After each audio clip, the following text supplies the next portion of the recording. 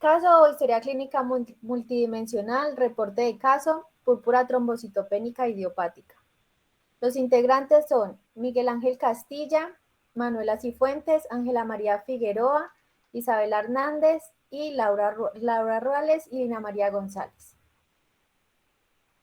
Historia clínica.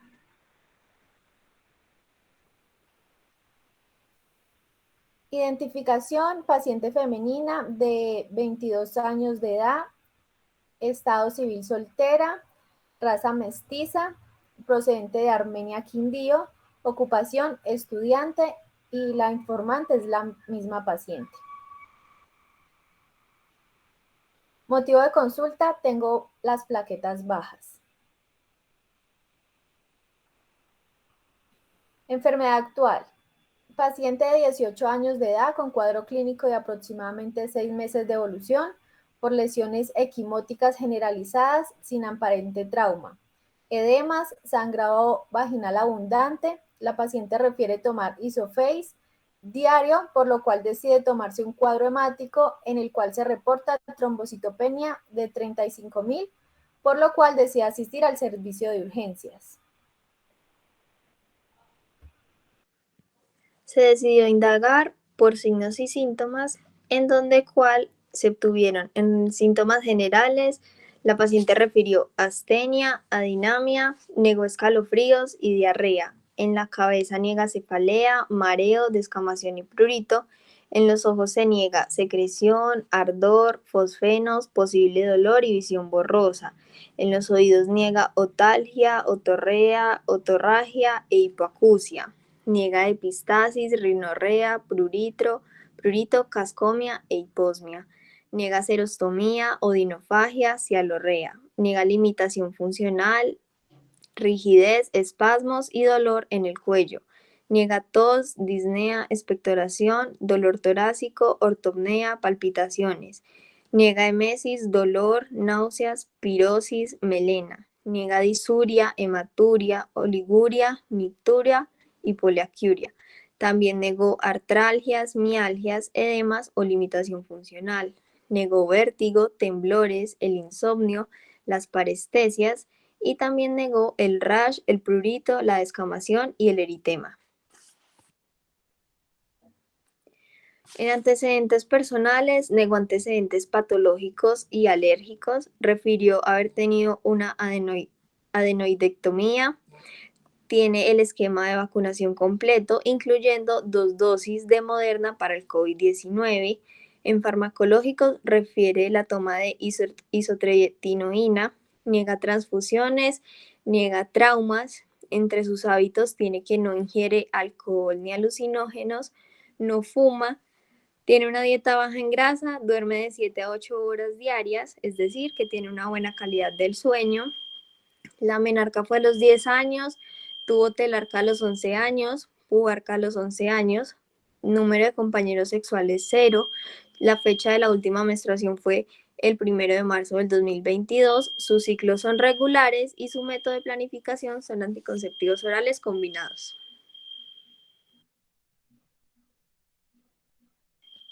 Como antecedentes familiares, su padre tiene una patología cardíaca, su tío paterno tiene factor 8 de coagulación o el factor de von Willebrand, una prima por parte paterna tiene púrpura trombótica y sus abuelos maternos tienen patologías cardíacas. Bueno, entonces en el familiograma tenemos que pues nuestra paciente, la relación más pues estrecha es con la mamá y con la abuela. Pues los abuelos son separados y el abuelo pues sufre del corazón. Por parte paterna tenemos que el abuelo pues murió, no son tan cercanos como la familia paterna y el padre muere cuando pues era pequeña. En el ecomapa entonces tenemos que es una paciente pues católica, pero pues no va a misa, le gusta leer, ver series, dibujar y pintar, estudia diseño gráfico en Medellín, es de régimen contributivo de Sura y pues tiene una buena relación con su madre y recibe mucho apoyo pues por parte de ella.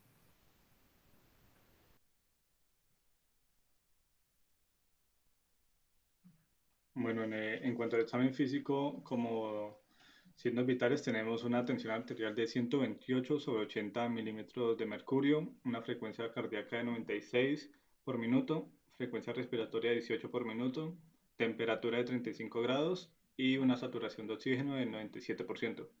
En cuanto a datos antropométricos, tenemos un peso de 55 kilogramos, una talla de 1,62 y nos da un índice de masa corporal de 20,2. Bueno, en la inspección general encontramos una paciente en buenas condiciones generales, afebril, hidratada, deambulando por sus propios medios y no diaforética. Como signos positivos encontramos que en piel y faneras se encuentra presencia de hematomas múltiples en piel de distribución generalizada con predominio en miembros inferiores, sin dolor a la palpación. Y en extremidades inferiores se encuentran sin edema y bien perfundidas.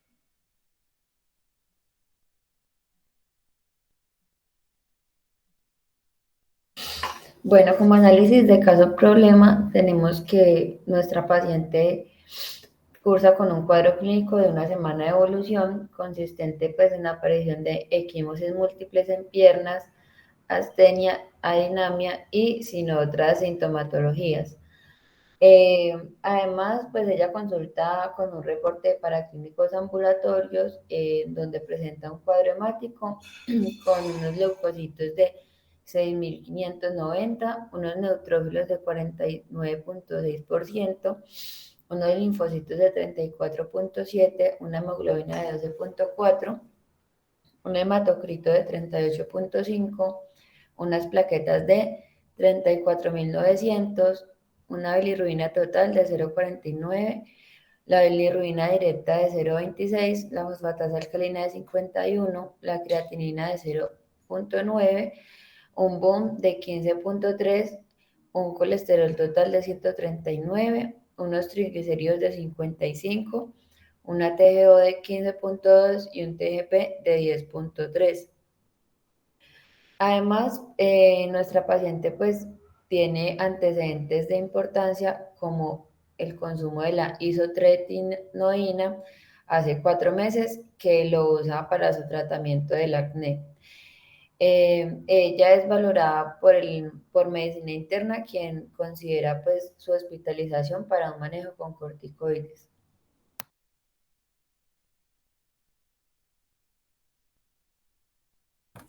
Bueno, como resumen de datos positivos, entonces pues tenemos que es una paciente de sexo femenino, tiene 18 años, pues la trombocitopenia que presenta, un antecedente de 5 meses de lesiones equimóticas sin trauma aparente, el consumo de isotretinoína hace 4 meses para el tratamiento del acné y el aumento del sangrado vaginal, que fue también la razón de su consulta.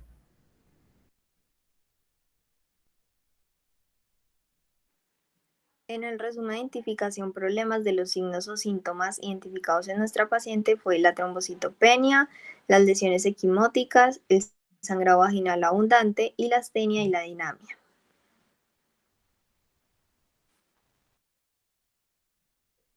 Bueno, entonces en la contextualización del caso, entonces tenemos que el periodo prepatogénico como agentes encontramos los fármacos y los anticuerpos. El huésped pues es mujer con antecedente pues de un familiar, un tío con alteración en el factor de von Willebrand y en ambiente pues uso de isotretinoína por mucho tiempo. En el periodo ya pues, patogénico tenemos la etapa subclínica, que es que se da una reducción de la funcionalidad de las plaquetas debido a una destrucción mediada por anticuerpos y que esta destrucción también puede estar mediada según las células T citotóxicas autorreactivas que se dirigen a los megacariocitos, pues provocando una deficiencia de plaquetas. También está el IgG, que se dirige contra glicoproteínas de membrana de plaquetas como la glicoproteína 2B y 3A. Y puede existir una toxina o una infección que induzca la formación de complejos inmunes anticuerpos que ataquen pues, a estas plaquetas. Y ya, como se manifiesta pues, la enfermedad en la etapa clínica, sería con trombocitopenia, petequias, hemorragia abundante, astenia y adinamia. Como prevención primaria, pues tenemos que evitar el consumo de medicamentos que causen púrpura trombocitopénica idiopática, como la quinina, o si se toma, pues tener un control adecuado de un cuadro hemático para controlar las plaquetas. Y prevención específica es pues la toma de un cuadro hemático. La prevención secundaria es dar pues un diagnóstico temprano que se basa pues en trombocitopenia y realizar las pruebas de coagulación. Tratamiento oportuno pues para poder disminuir el sangrado, mejorar las petequias y aumentar los niveles de plaquetas, así como mejorar los síntomas como astenia y adinamia. Y para limitar el daño, pues tomar los medicamentos pues que se le dejen, no hacer ejercicio de contacto pues para evitar las petequias y así también pues la astenia y la adinamia. Y como prevención terciaria, pues control mensual con el médico y también tener un control de recuento de plaquetas.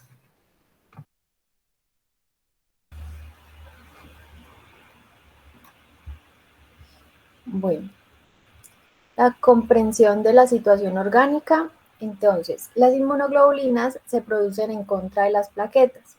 Se van a pegar a las proteínas plaquetarias y esto va a hacer que la fracción constante se ligue con el macrófago y permite que el macrófago pueda fagocitar las plaquetas y destruirlas en su interior.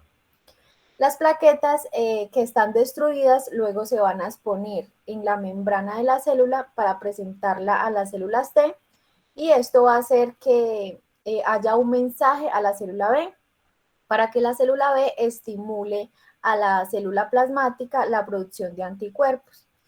El hecho de destruir las plaquetas es lo que hace que la célula B pueda producir más anticuerpos en contra de las plaquetas y por otro lado estos mismos anticuerpos llegan a la médula ósea en donde está el megacariocito y básicamente lo que hace es bloquear la producción de nuevas plaquetas desde la médula ósea. Este doble mecanismo por lo cual los pacientes tienen trombocitopenia uno mediante la destrucción de las plaquetas por los macrófagos, esto ocurre en el vaso, y dos, por el bloqueo de los megacariocitos a nivel de la médula ósea.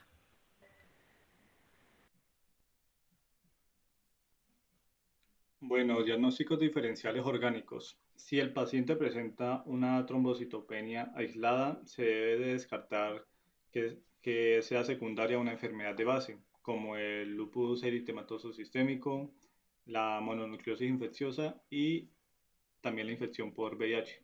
Bueno, en el caso del lupus eritematoso sistémico, los síntomas generales como la fatiga, el malestar general, la fiebre, la anorexia y la pérdida de peso son hallados con mucha frecuencia. Las lesiones agudas generalizadas son menos comunes y su inicio usualmente coincide con una exacerbación de la enfermedad sistémica u orgánica o de una actividad de la enfermedad prolongada.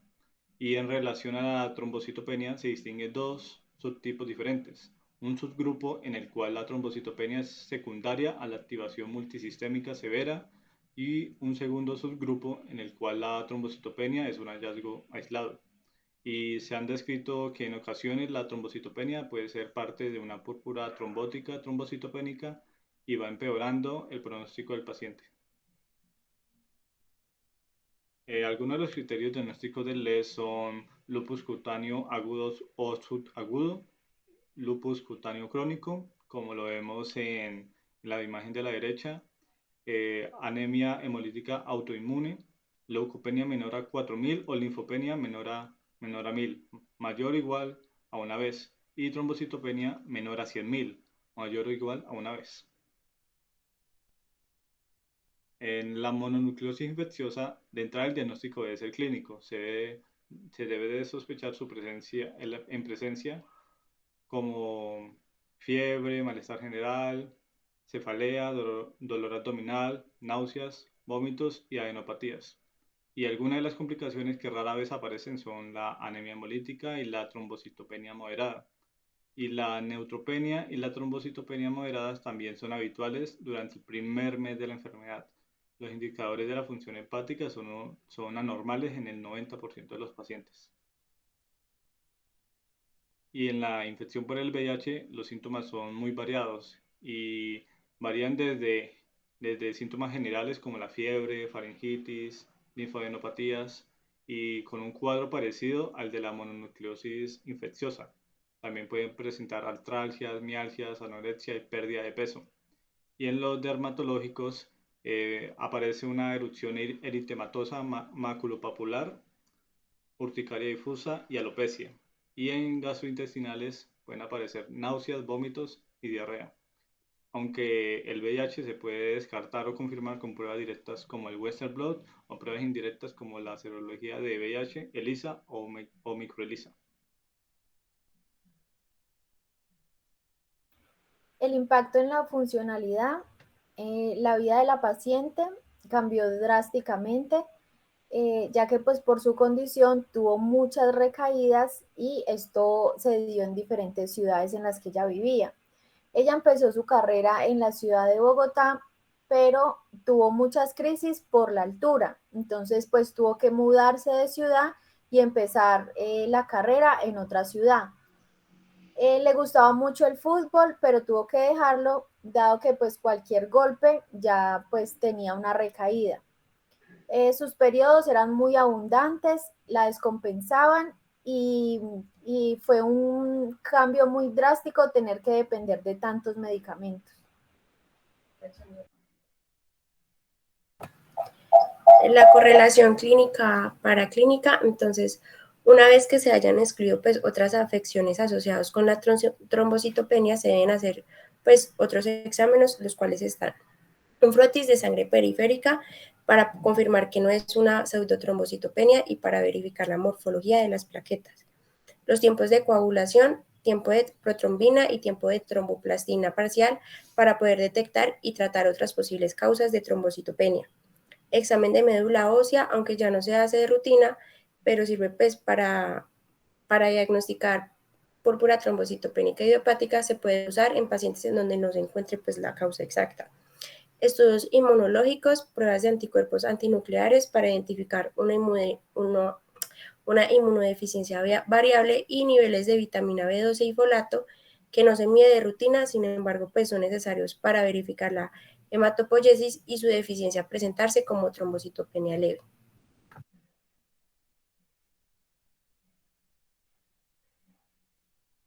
Bueno, las leyes diagnósticas, entonces para estas tenemos la ley de lo más frecuente, que básicamente trata de qué patología sería más frecuente respecto a la clínica del paciente. Entonces, pues en este caso tenemos la trombocitopenia idiopática, entonces es una patología presente con mayor frecuencia en mujeres, con una incidencia del 1.1 a 5.8 de cada 100 personas mundialmente.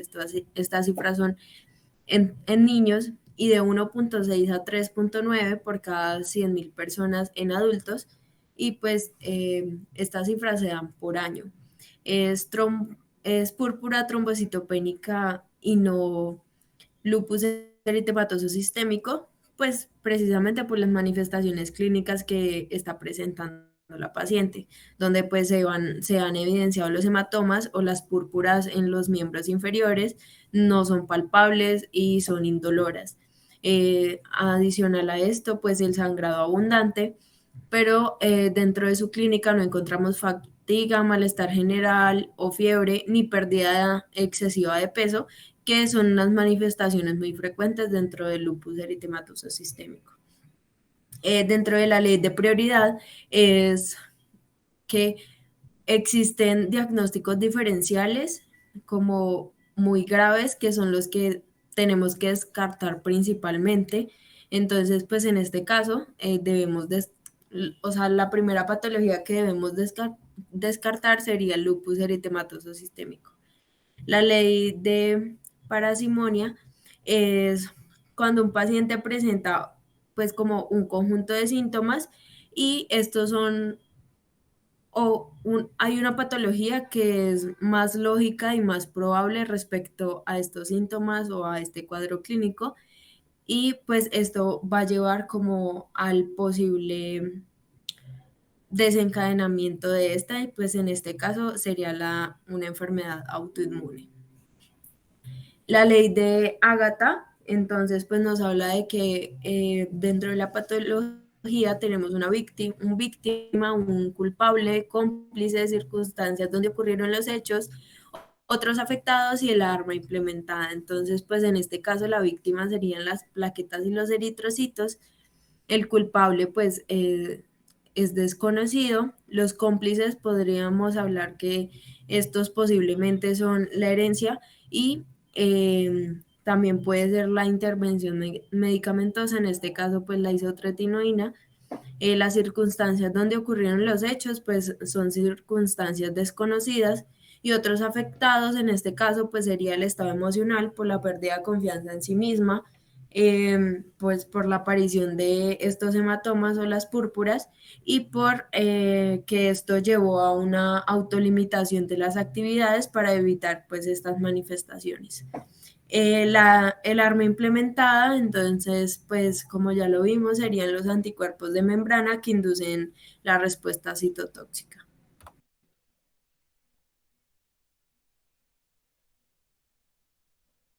El tratamiento que ha tenido la paciente incluye el tratamiento prehospitalario y en la que estuvo hospitalizada.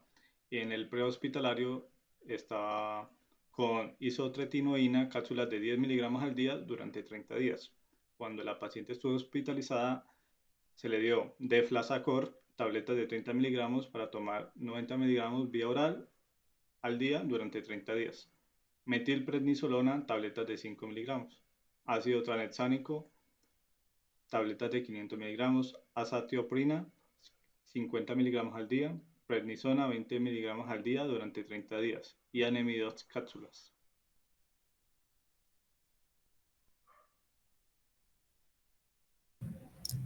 Bueno, para el resumen de los diagnósticos, entonces como diagnóstico sindromático tenemos un síndrome hemorrágico. Para el diagnóstico etiológico, pues como ya lo hemos dicho, es idiopática. Dentro del diagnóstico topográfico y anatómico sería el sistema vascular, el circulatorio y el sistema inmunológico. El diagnóstico fisiopatológico sería la trombocitopenia mediada por anticuerpos, y como diagnósticos específicos encontramos la trombocitopenia autoinmune y la anemia microcítica leve.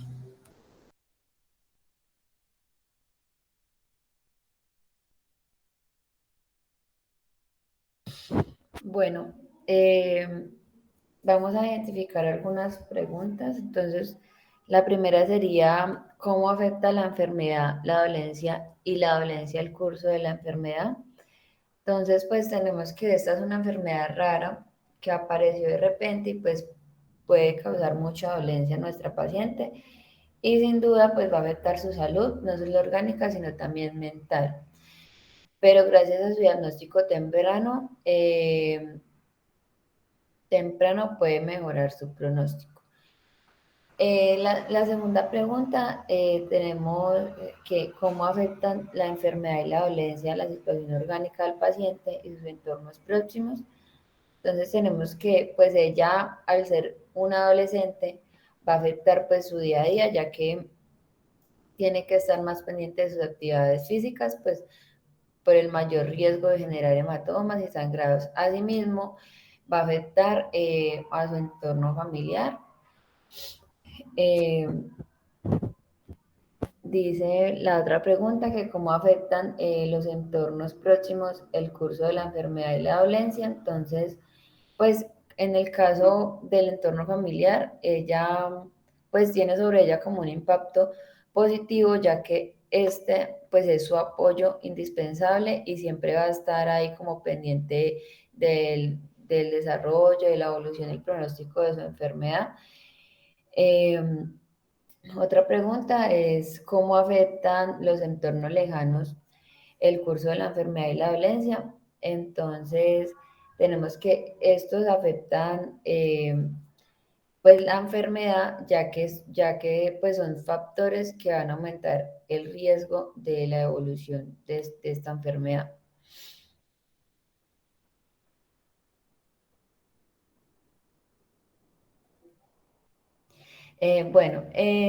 Otra pregunta, tenemos que cómo afectan la enfermedad y la dolencia los entornos lejanos como la sociedad. Entonces, eh, esto pues la afecta en el sentido de que ella pues ya no va a poder participar y tiene pues algunas limitaciones para realizar algunas actividades pues en el entorno de ella, en la sociedad, el trabajo, la escuela, etcétera. Eh, Otra pregunta sería, ¿cómo afecta la enfermedad y la dolencia al médico del sistema de salud? Eh, la enfermedad y la dolencia pues van a afectar a estos debido a que va a ser una nueva paciente más para el sistema, pues una que se suma más al listado de sus cuidados y tienen que verla por su salud y pues se imponen nuevos objetivos para ambos con el fin de buscar el bienestar de esta nueva paciente. Y por último, tenemos que cómo afecta el médico y el sistema de salud el curso de la enfermedad y la dolencia. Eh, en nuestra paciente, pues lo afecta de una manera positiva, ya que ellos son quienes le van a prestar el apoyo y van a ayudar a mejorar pues su estado de salud para prevenir pues unas complicaciones próximas, sufrimientos por la enfermedad y también pues encontrar una solución que favorezca a ambos para que ella continúe con su día a día. En el plan integral de manejo propuesto, entonces, ¿qué hacer? Pues se debe llevar un control del recuento plaquetario y hacer una revisión minuciosa de los medicamentos que tome la paciente. ¿Quiénes? Pues el médico a cargo será el encargado principal de realizar todas las órdenes y de continuar con los seguimientos del laboratorio, velar por los resultados de este para que sean buenos y hoy para esto pues va a necesitar el apoyo de los colegas como enfermeros y especialistas como el hematólogo, el ginecólogo y hasta el oncólogo. Con quienes también es importante establecer una buena relación médico-paciente y del mismo modo incluir a la familia dentro de lo posible para así lograr que la paciente tenga una buena adherencia al tratamiento y obtener unos resultados positivos.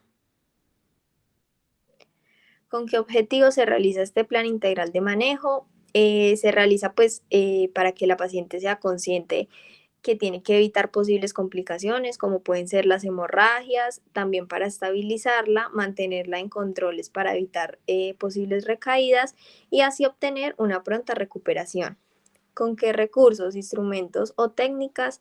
Pues el tratamiento médico de primera línea incluye los corticoides. También se puede tener en cuenta la gamma globulina intravenosa y medicamentos que ayuden a la estimulación de la producción de plaquetas, como es en el caso del romiflostin.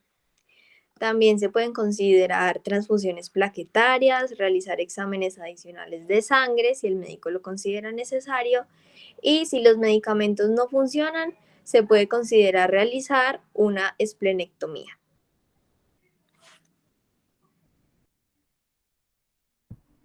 Entonces teniendo en cuenta qué contextos y situaciones vamos a realizar el manejo, entonces hay que tener en cuenta que no se deben hospitalizar a pacientes que tengan unas plaquetas mayor a 30.000. Que en situaciones de sangrado vital se recomienda más que todo una transfusión plaquetaria junto con corticoides, gamma globulina intravenosa o gamma globulina anti-D. En caso de que esta enfermedad sea crónica o sea mayor de 6 meses, se debe revisar el diagnóstico y excluir pues como otras causas de trombocitopenia. Cuando esta enfermedad es crónica, el tratamiento pues debe limitarse a las situaciones de sangrado o previa cirugía o extracción dental. Buscando qué resultados hacemos de este manejo, entonces lo que buscamos es un aumento del recuento plaquetario y pues evitar una posible esplenectomía. También pues debemos seguir reglas como pues el reposo relativo y se deben evitar medicación con actividad antiplaquetaria como por ejemplo pues el uso de ácido acetilsalicílico y sus derivados o anticoagulantes. También debemos de tener en cuenta tipos de riesgo como pues el tratamiento que acelera la recuperación de la cifra de plaquetas, pero pues no va a reducir el riesgo de desarrollar una trombocitopenia crónica, ni se ha demostrado tampoco que disminuye el riesgo de unas complicaciones vitales. Y ante qué tipo de consecuencias, entonces tenemos que tener en cuenta que el uso de los corticosteroides va a producir un estado de inmunosupresión. Y gracias.